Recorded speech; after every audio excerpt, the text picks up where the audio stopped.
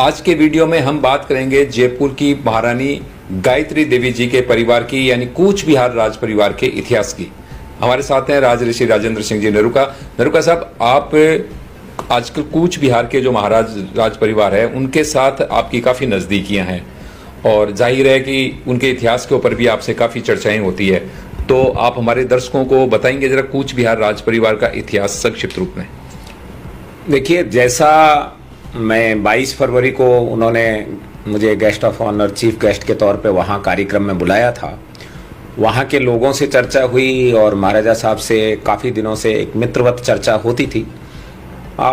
दोनों तरफ, हमारी तरफ के जो इतिहास चलते हैं और उनके इतिहास चलते हैं, उन दोनों में धार्मिक पुस्तकों में थोड़ा बहुत भेद है कई मामलों में, लेकिन ओवरऑल जो स्टोरी मेरे समझ बैठी वो मैं आपको बता सकता हूँ।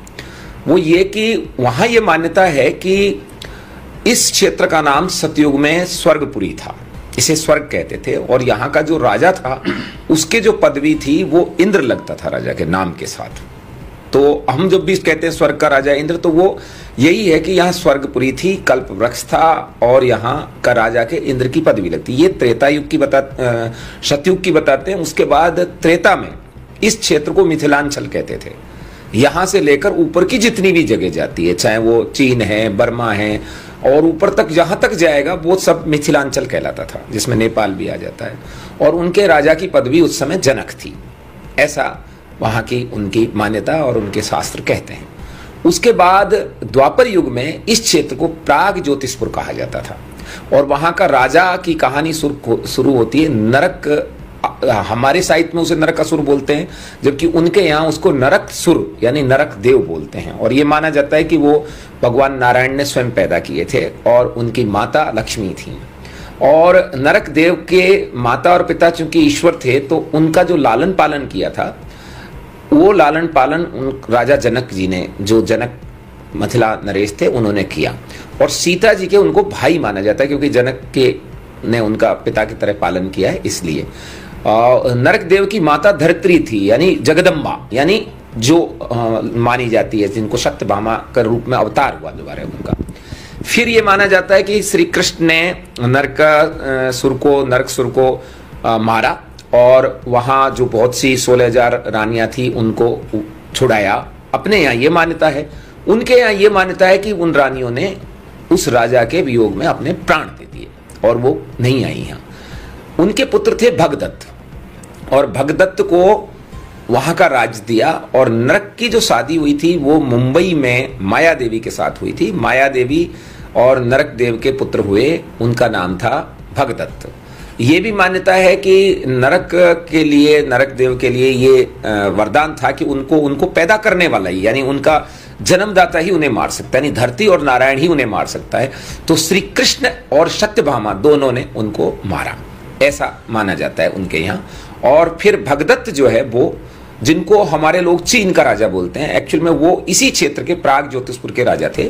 और भगदत्त के बाद उनके पुत्र पुष्पदत्त और वज्रदत्त हुए हैं। फिर पुष्पदत्त की आगे की वंशावली चलती, जो मेरे को नाम याद नहीं है, महाराज साहब बताते हैं, तो वो कई नाम हैं। और प्राग ज्योतिषपुर के इस राजवंश का, उनका कहना यह है कि फिर उनका ये राज्य ये राजवंश विलुप्त हो गया था और एक दूसरे राजा ने ये राज्य ले लिया था। लेकिन उनके सेनापति ने इस राज्य को पुनः हस्तगत किया, और वो थे हरिया एक जागीरदार थे, जमींदार थे। फिर वो कई जमींदारी मिली तो मंडल हो गए, हरिया मंडल थे। और उनके 2 रानी थी, यानी 2 पत्नियां थी उनके। वो भी उसी प्राचीन राजवंश के ही वंशज थे। उन्हीं के राजवंश के हिस्से थे वो, मतलब जैसे अपने। तो उन्होंने उसी तरह से किया जिस तरह से रावल रतन सिंह का जो वंश खत्म हुआ, तो वो सिसोदा से आकर के उद्धार किया। राहत ने जो है उसको खिलजी को भगाया वहां से। तो उसके इनका वंश तो उस समय, जैसे रावल वंश विलुप्त रहा काफी दिन तक, बांसवाड़ा डांगरपुर में अभी है, लेकिन इसी तरीके से इनका विलुप्त जैसा रहा, यानी छोटे छोटे उनमें गांवों में बिखर गए। और वहां पर शासन आया हरिया मंडल का, और हरिया मंडल के 2 पत्नियां थी। हरिया मंडल राजा नहीं थे, मंडलाधीश थे, मंडलीक थे। उनके एक हीरा और जीरा नाम की 2 पत्नियां थी, और उन दोनों के पुत्र पैदा हुए, जो विश्व सिंह जो हैं वो राजा बने उसके। और उस समय इसका नाम जो था मतलब कामतेश्वर महाराज तक तो वही वंश चल के आया, भगदत्त जी का डायरेक्ट वाला। और कामतेश्वर जी के बाद, कई राजा के बाद में, कामतेश्वर जी ने कामाख्या की स्थापना की। कामरूप भी उन्हीं का देश है। और कामतेश्वर का ये जो परिवार है, ये जब राज्य नहीं रहा इनका, दूसरों ने ले लिया, फिर हरिया मंडल ने लिया। और हरिया मंडल ने लेने के बाद उनकी दोनों पत्नियां हीरा और जीरा से विष्णु सिंह पैदा हुए। और विष्णु सिंह के पुत्र थे नर नारायण। और नर नारायण, ये बात है 15वीं 16वीं शताब्दी की, जबकि राजा मानसिंह प्रथम जो है वो बंगाल विजय के लिए, असम विजय के लिए, अहोम राज्य को हराने के लिए वहां से चले थे। उस समय इनका राजा था नर नारायण, उनके 2 पुत्र थे। और उन्हीं का छोटा भाई था नर नारायण का शुक्ल ध्वज। शुक्ल ध्वज को वहां चिल्ला राय कहा जाता है। और उन्होंने बहुत अच्छी तरह से मुगलों को, इनकी ऐसी मान्यता है कि वहां से लेकर कंधार तक वो साथ रहे लड़ाई में। हम एक चीज को यहां जोड़ सकते हैं कि कंधार के लोग काबुल में राजा मानसिंह के नाम से बहुत भय खाते हैं। यानी राजा मानसिंह जी और उनकी मित्रता थी। और इस मित्रता के कारण ही राजा नर नारायण ने अपनी बहन विद्या देवी का विवाह राजा मानसिंह प्रथम के साथ किया, जो कि जब साउथ में, दक्षिण में राजा मानसिंह जी का देवासान हो गया तो वो 2 रानियां सती हुई हैं, उनमें एक विद्या देवी भी सती हुई हैं। ये वंश वहां स्थापित हो गया। फिर इसके बाद लगातार चलते हुए आखिरी महाराज इनके जगदीपेंद्र नारायण थे, जो कि राजमाता गायत्री देवी जो जयपुर की हैं, उनके बड़े भाई थे। और इनके एक बहन थी इला देवी, जिनके विवाह हुआ त्रिपुरा के राजा के साथ में। और छोटे भाई थे इंद्रजीत नारायण। तो महाराज जगदीपेंद्र नारायण के कोई इशू नहीं था, कोई संतान नहीं थी। तो 1970 में जब उनका देवासान हो गया, अब ये कहानी सब है कि सरकार ने उनके साथ क्या किया, कांग्रेस ने क्या किया, राजमाता के साथ किया, तो उनके उस परिवार के साथ भी किया, कूच बिहार परिवार के साथ भी। जगदीपेंद्र नारायण जी के बाद इंद्रजितेंद्र नारायण थे। और इंद्रजितेंद्र नारायण के पुत्र थे वृजेंद्र नारायण जी। वो वहां उस वंश के आखिरी मेल चाइल्ड माने जाएंगे। और वो जो है, उनके एक बहन भी थी जिनका नाम उत्तरा देवी है, जो कोटा की वर्तमान राजमाता हैं, महाराव इजराज सिंह जी के माताश्री हैं। तो ये वंश के ब्रजेंद्र नारायण जी 1992 में इस दुनिया को छोड़ के चले गए। और ये वंश का कोई भी व्यक्ति वहां नहीं रहा। तब ये कोई भी उस किसी का कोरोनेशन नहीं था, कोई गद्दी नहीं थी। तो 1994 में वहां की जो पब्लिक है, जो कूच बिहार, जो ग्रेटर कूच बिहार जिसको हम कहें, जिसके 4 डिस्ट्रिक्ट आसाम में है, 9 डिस्ट्रिक्ट बंगाल में है और 1-2 डिस्ट्रिक्ट बिहार में है। काफी बड़ा क्षेत्र था वो, क्योंकि उनका राज्य उस समय काफी मजबूत था। तभी तो सवाई मानसिंह जी द्वितीय के साथ गायत्री देवी जी का विवाह हुआ। सयाजी राव गायकवाड़ की बहन थी इंदिरा देवी जी, वो उनकी राजमाता गायत्री देवी जगदीपेंद्र नारायण जी और इंद्रजितेंद्र नारायण जी की माँ थी। तो ये यहां जब वंश उनका समाप्त हो गया तो फिर ये ढूंढा गया कि अब इसको कौन संभाले, कोई तो आदमी ऐसा हो जो हमारा लीडरशिप करे। ये वहां के जो, जैसे अपने राजपूत कहते हैं, कहीं मराठा क्षत्रिय हैं, कहीं ठाकुर कहलाते हैं, कहीं दरबार कहलाते हैं, ऐसे वहां राजवंशी कहलाते हैं, ये लोग राजवंशी क्षत्रिय हैं।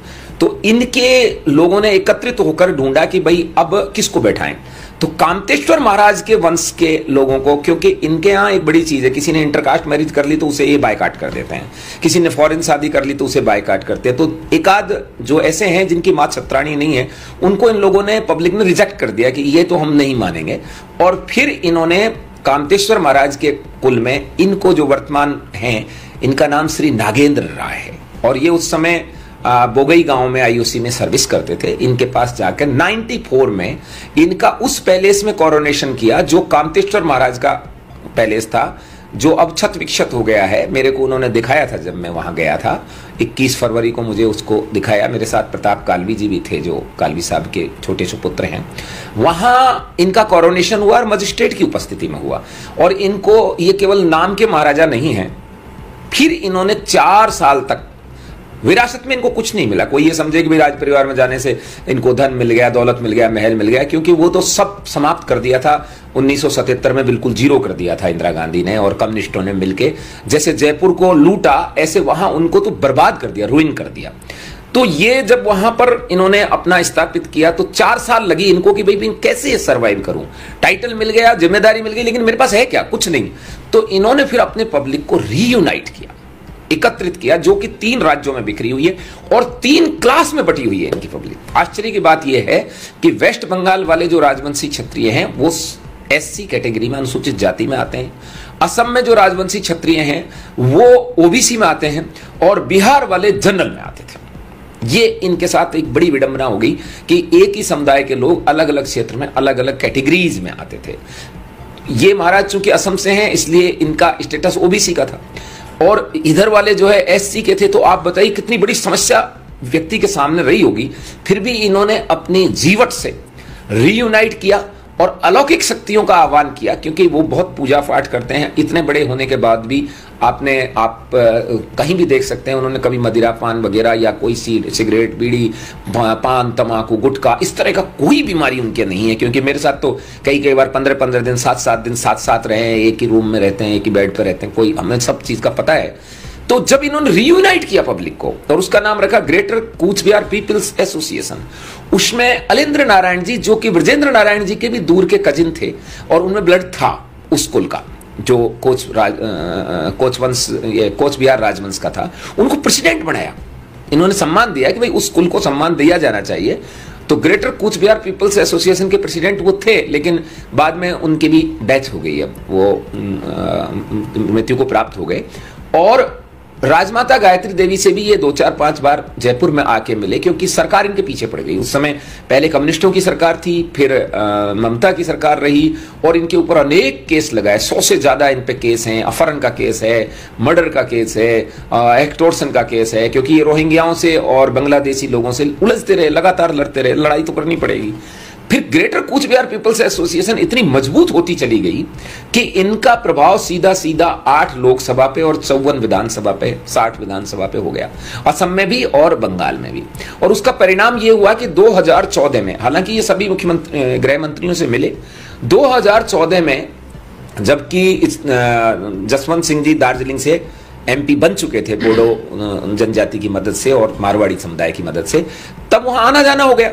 तो राजनाथ सिंह जी जब प्रदेश राष्ट्रीय अध्यक्ष थे बीजेपी के, तब इनका उनसे संपर्क हुआ और वो गृह मंत्री जब बन गए 2014 में, तो उनसे संपर्क हुआ कि ये अलग स्टेट की मांग करते थे, क्योंकि ये उस मर्जर को भी चैलेंज कर रहे हैं। क्योंकि इनका मानना है कि हमारी संधि अंग्रेजों के साथ थी, आपके साथ नहीं थी, यानी डोमिनियन गवर्नमेंट के साथ थी और इस गवर्नमेंट के साथ नहीं थी जो यूनियन ऑफ इंडिया है, गणराज्य है, गणराज्य के साथ नहीं थी। तो उसको लगातार चैलेंज करते रहे, गृह मंत्रालय जाते रहे, पेपर निकालते रहे। इनका तो कहना है कि वो शिवराज पाटिल से मिले, सुशील कुमार शिंदे से मिले, वो अपना जो पी चिदम्बरम साहब है उनसे मिले और फिर राजनाथ सिंह जी से मिले। राजनाथ सिंह जी ने इनको एश्योर किया कि हम आपकी मदद करेंगे, बट बीजेपी का एक भी एमएलए नहीं है बंगाल में, तो आप हमारे साथ आइए। तो इनका वहां समझौता होने के बाद इन्होंने अपने लोगों को बीजेपी के साथ जोड़ा और परिणाम ये हुआ कि 18 तो लोकसभा सीट जीते ये 19 में, जिसमें से 7 तो कूच बिहार वाले एरिया के अंदर ही हैं और 54 विधानसभा उस एरिया में ये जीते। टोटल 74, इससे पहले 0 थी बीजेपी, एक भी सीट वेस्ट बंगाल में एमएलए की नहीं थी। इनके जीतने के बाद इनके इन फंक्शनों में, जिसमें इस बार मैं गया था, उस फंक्शन में आदरणीय आहलूवालिया साहब गए हैं, जसवंत सिंह जी गए हैं, राजनाथ सिंह जी गए हैं, अमित शाह जी गए हैं और मोदी साहब गए हैं और इनके पैलेस में गए हैं, बैठ के खाना पीना खाया। जब 54 एमएलए जीत गए तो महाराजा के पास जाके उन्होंने कहा कि साहब आप ये राज्यसभा लीजिए। और इन्होंने कहा कि भाई राज्यसभा लेने से मुझे क्या फायदा है, कि नहीं राज्यसभा लोगे तो संसद में अच्छी तरह से आपकी इसकी मांग रखी जाएगी। फिर इनको सुझाया कि अब C category, A category, B category वाला पन्ना संविधान में से हटाया हुआ है, अब 2 ही हैं, या तो स्टेट और या यूनियन टेरिटरी। तो यूनियन टेरिटरी आपको ठीक रहेगी क्योंकि उसमें जनसंख्या के मुताबिक बजट देने की जरूरत नहीं होती। राजवंशी समुदाय बहुत बुरी तरह से पिछड़ा हुआ है वहां। बंगाली जो बांग्लादेशी ये लोग थे, उन्होंने पहले उनको लूटा और फिर बांग्लादेशियों के बाद में अब रोहिंग्या उनको लूट रहे हैं। तो इस वजह से इन्होंने सरकार के साथ या बीजेपी के साथ समझौता करके अपनी बात रखी और इनको होप थी कि यूनियन टेरिटरी गठित कर दी जाएगी। अभी इनकी पॉपुलेशन इस समय वहां 60% है, जबकि 20 साल पहले वहां 70% क्षत्रिय समुदाय का, जो राजवंशी समुदाय है, उसकी पॉपुलेशन थी। अब यदि इनको यूनियन टेरिटरी नहीं दी गई तो 10 साल के अंदर इनकी पॉपुलेशन 40 रह जाएगी, क्योंकि रोहिंग्या इतनी तेजी से बस रहे हैं। कागज पत्र वहां उनको ममता गवर्नमेंट दे देती है, सेंट्रल गवर्नमेंट और ममता गवर्नमेंट इस मामले में मिली हुई है। तो ऐसी स्थिति इनके साथ परिस्थिति होगी। हम वंश की बात कर रहे थे, तो ये इनका वंश है जो निमी वंश है, जो कटोच वंश कहलाता है अपने हिमाचल वगैरह में। मुझे लगता है अपभ्रंश होता हुआ वो कोच हुआ है कटोच से ही। और वैवाहिक संबंध तो राम जी के टाइम को छोड़ दें, भगदत्त के टाइम को छोड़ दें, क्योंकि भगदत्त की जो बेटी थी उसका विवाह दुर्योधन से हुआ था, और भगदत्त के जो एक सेनापति थे उनकी बेटी थी चित्रांगदा, उसका विवाह महारथी अर्जुन से हुआ, और उनके एक पुत्र थे जिनका नाम बब्रुवाहन था। उन बब्रुवाहन को वहां लोक देवता के रूप में, जैसे अपने राजस्थान में रामदेव जी, गोगा जी, तेजा जी माने जाते हैं, ऐसे वहां घर घर में मसान बाबा के नाम पे पूजे जाते हैं। तो ये विशुद्ध रूप से क्षत्रिय राजवंश है जो कई मामलों में हमारे मुख्य और क्षत्रिय परिवारों से कटा हुआ था, लेकिन परमानेंटली नहीं कटा हुआ, क्योंकि पहले भी वैवाहिक संबंध लगातार जारी हैं। बड़े राज परिवारों के बड़ों में होते थे, छोटे ठिकानेदारों के छोटे में होते थे। और ठाकुर पंचामन बर्मन जी हैं वहां। बर्मन ये टाइटल बर्मा का बर्मन हो गया है। नहीं तो ये बर्मन टाइटल से कई लोग ये सोचते हैं, कई लोगों में भ्रांति है कि ये कहीं ब्राह्मण है। नहीं, वर्मा तो टाइटल ही क्षत्रियों का है ना। वर्मा का अपभ्रंश होकर वर्मन हुआ है। वो वर्मन कोई भी ब्राह्मण नहीं होता है। वर्मा तो टाइटल क्षत्रियों का है। शर्मा टाइटल, सरमन और शर्मा टाइटल जो है ब्राह्मणों का है। त्रिपुरा के महाराज का टाइटल भी वर्मन लगता है। और पहले अपने हिमाचल वगैरह में अपने यहाँ पुराने टाइटल को देखो वर्मा लिखते हैं लोग, और साउथ में भी वर्मा ही लगता था। तो ये ऐसा नहीं, वर्मा टाइटल अपना ही है। जो अब बहुत से टाइटल छूट गए, अब सिंह लगने लग गया, कुछ और लगने लगे। इनके यहाँ नारायण टाइटल लगता है। जब इनका कोरोनेशन हुआ तो इनका नाम हो गया श्री श्री अनंत देव नारायण भूप बहादुर, जब इनको महाराजा माना गया तो। और वैसे इनका नाम, ऑफिशियल नाम श्री नगेंद्र राय है, और डॉक्यूमेंट में वही नाम है। राज्यसभा के ये जुलाई में इनके इलेक्शन हुए और अगस्त से राज्यसभा में है। अभी उनके पास 7-8 महीने उनको राज्यसभा के हुए। तो वंश तो ये है इनका, और कोई बात हो तो आप जान सकते हैं। तो ये नरुका साहब ने बताया है जो कूच बिहार, जिसको हम कूच बिहार कहते हैं, लेकिन ये कोच बिहार सही नाम है। और उसके जो राजवंश है, जिनकी हमारी जयपुर की राजमाता गायत्री देवी जिस वंश की थी, उसके बारे के अंदर इन्होंने उस वंश की पूरी हिस्ट्री बताई है। शिवचंडी उनका प्रणाम है। उनके कुलदेवी शिवचंडी है। शिव जी उनके कुलदेव हैं, और चंडी जो कामाख्या माता है वो उनकी कुलदेवी है। जैसे हम लोग जयरुखनाथ जी की बोलते हैं, हमारे मेवाड़ में जय किलिंगनाथ जी की बोला जाता है, मारवाड़ में जय चार भुजा की बोला जाता है, हमारे शेखावतों में जय गोपीनाथ जी की भी बोली जाती है। इसी तरीके से उनका जय शिवचंडी उनका प्रणाम है, और वहाँ हर एक बच्चा इसी नाम से प्रणाम अभिवादन करता है। तो उम्मीद है कि आप समझ गए होंगे कि कूच बिहार का जो इतिहास है। हालांकि हमने कूच बिहार के महाराजा का भी इंटरव्यू लिया था, जिसमें उन्होंने पीछे वीडियो के अंदर उन्होंने पूरी हिस्ट्री अपनी बताई थी। लेकिन आज नरुका साहब से दोबारा से पूछने का मकसद ये था कि उनकी जो भाषा है और हमारे उत्तर भारत की भाषा के अंदर काफ़ी फर्क है।